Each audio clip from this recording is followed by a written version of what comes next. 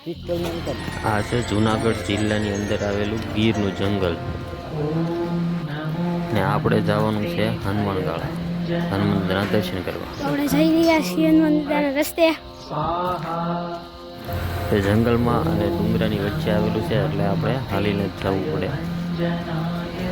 રસ્તો તમે જોઈ શકો છો, સારું વાહન તો જોઈ શકે નહીં અને અંદર જવાની પરમિટ પણ નથી.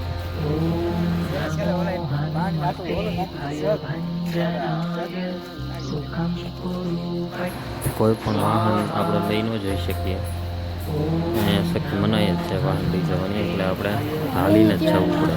હનુમાનગાળા આવ્યા છીએ.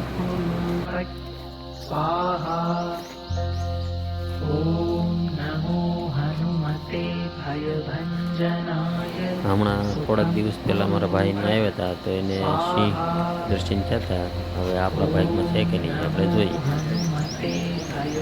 સિંહ બતાય છે કે નહીં.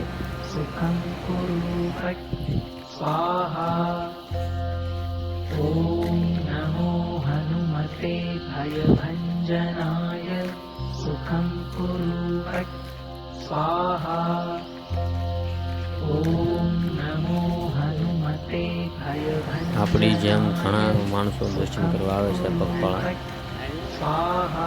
ને અહીંયા પગપાળા જવું પડે. જંગલની મજા લેવા આવે છે.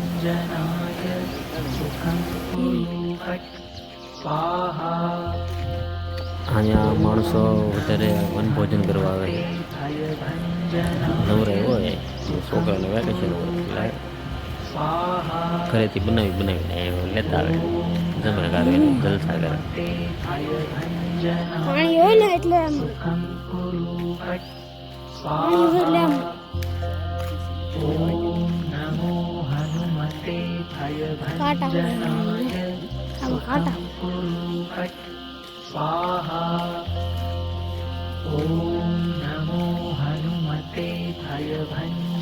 અહીંથી નદી જતી હો, અહીંથી આમ નદી જતી. છોકરાઓને વેકેશનમાં આવ્યા રાખે મજા આવે.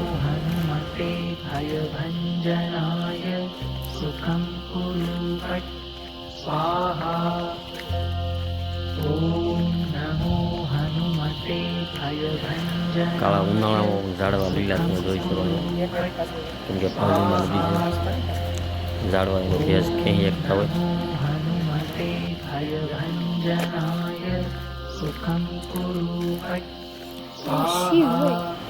અહીં નજીકમાં નદી આવેલી છે.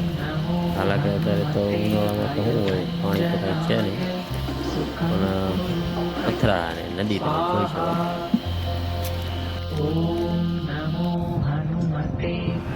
હા, અહીંયા કાંક છે નીલગાય જેવું લાગે છે. નીલગાય એક છે. હા, એક નથી, બીજા પણ છે જોવા.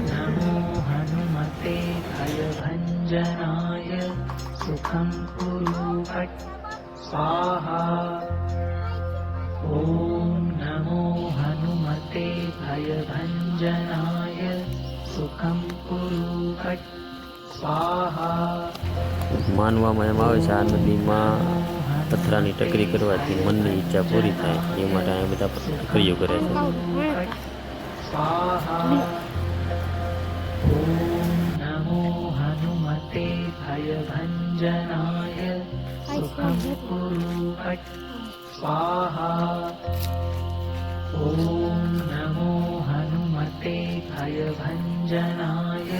ચોમાસામાં અને શાળામાં આ નદી બે કાંઠે હાલી જતી હોય.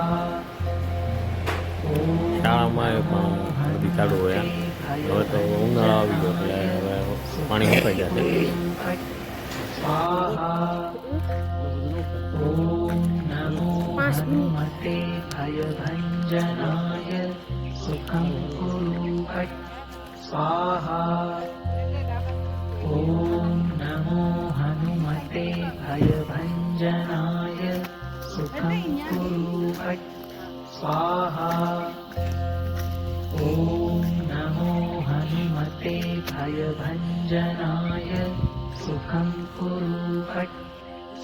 આ સામે દેખાય તે પહાડની નીચે હનુમાનદાદાનું મંદિર છે, જે હનુમાનગાળા કહેવામાં આવે છે. આગળ આવેલા જાય છે એ અમારા સિદ્ધાર્થભાઈ છે.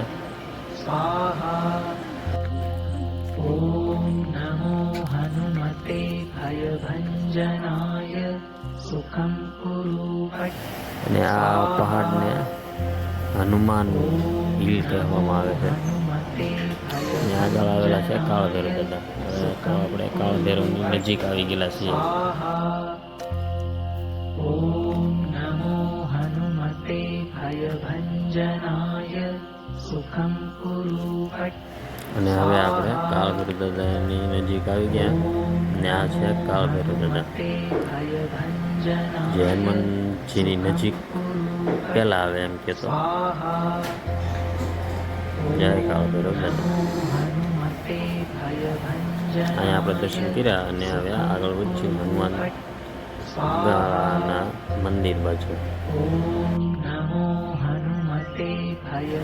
અને ફાઇનલી આપણે પહોંચી ગયા છીએ હનુમાન દાદાના મંદિરે. તમે જોઈ શકો છો પહાડની નીચે હનુમાન દાદા બેસેલા છે.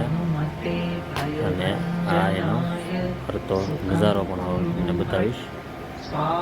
બરોબર ડુંગળાની ગાળીમાં બેઠા છે જંગલની વચ્ચે. આ એનો ફરતો નજારો છે.